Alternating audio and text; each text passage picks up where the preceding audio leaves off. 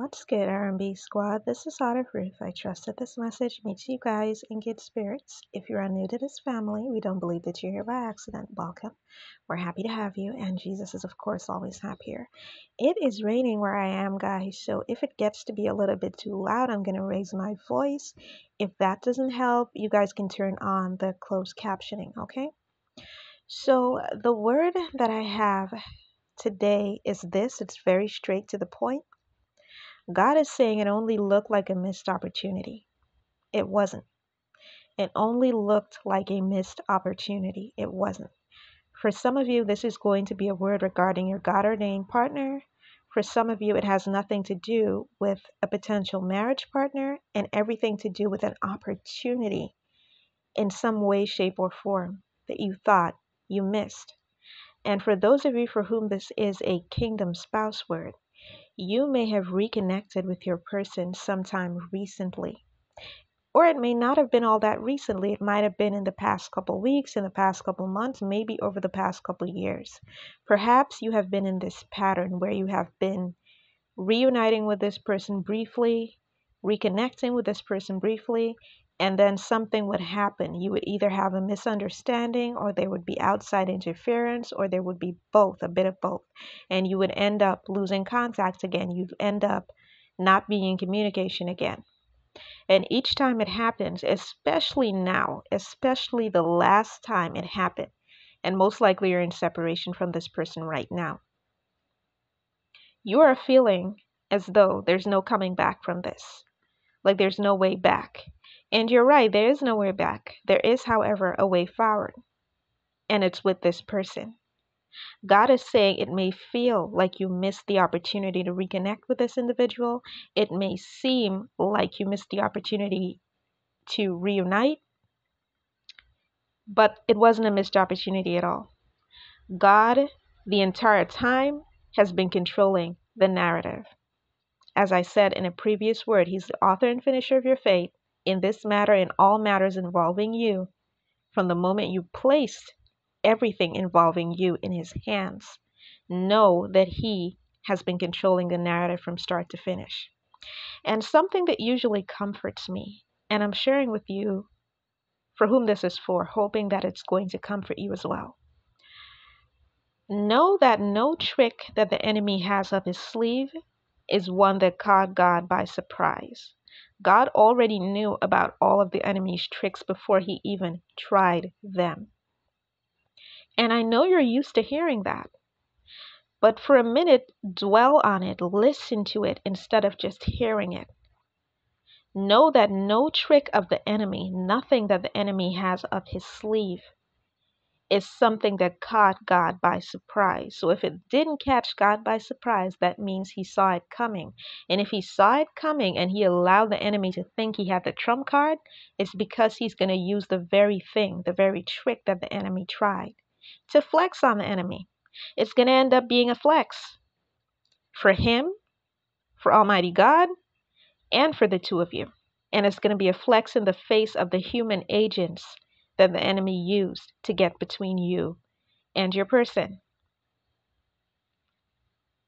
And the other thing that comforts me in situations like this, in any situation where it seems like the enemy is interfering and like he has the upper hand, what always comforts me is knowing that the enemy has a track record for losing. He cannot win when he goes up against Almighty God, and Almighty God is fighting for your union. Almighty God is fighting for every matter involving you, including your union. And the enemy has a track record for losing when he goes up against Almighty God, and he knows that. So he's well aware that in this battle, in his quest to keep you and your God-ordained partner apart, he knows good and well he is going to lose because he's up against God. So if he knows that he is going to lose, why even bother? I'll tell you why. Because he does it for entertainment. It is purely for his entertainment and nothing else. See, he enjoys it when he sees you breaking a sweat. He enjoys it when he sees you crying and carrying on and frustrated. So the next time you're thinking about being frustrated about this, the next time you're thinking about crying and carrying on, Start praising God instead, because remember, every time you cry, every time you fuss, every time you complain, the enemy is being entertained. Because that's all that is entertainment for him. He knows it's not going to end up, it's not going to go anywhere. He knows his efforts are eventually going to fall to the floor. He just continues on because it's entertainment for him to see you worked up. Start praising God. God already had a solution for it before the enemy even thought about it. Before the enemy even thought it up, before the enemy even concocted it, God already had a solution for it. God is saying it is not a missed opportunity. It only looked like it. And he's going to use it, and it's going to become a flex for him and for you and for your person. God is also saying to you to be expectant. This is the hour. He's saying, watch and pray and be expectant, because this is the hour in which he delivers on his promises. May it be your marriage promise. May it be your promise in some other area of your life. For some of you, like I said, this isn't a kingdom spouse word for everybody. For some of you, you feel like you missed an opportunity regarding advancement in your career. You feel like you missed an opportunity to start your business. You feel like you missed an opportunity to reconcile with a family member. You feel like you missed an opportunity to have a child. For some of you, you feel like you missed an opportunity to pursue your dreams, to go after your goals. The Lord is saying it only appears like a missed opportunity, but this is the hour for him to deliver on his promises. And don't worry about none of these witches and warlocks or any of the other human agents that the enemy uses to try to get in your way either. I don't know what they thought it was, but it's not that. Whatever they thought this was, it is not that.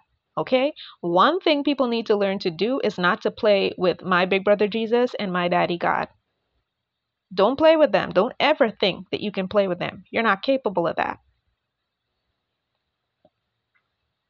See, these human agents of the enemy, these witches and warlocks, they seem to think that because God ain't scared of you just because you think you can mix some potion together in a cauldron.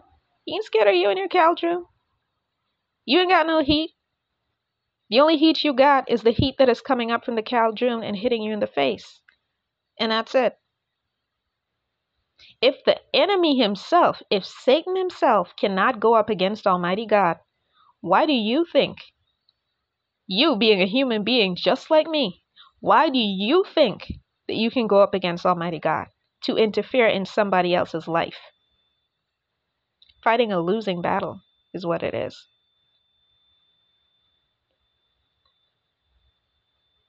So keep watch, keep praying, start praising God, because this is the hour for him to bring you into the promises that he spoke over your life.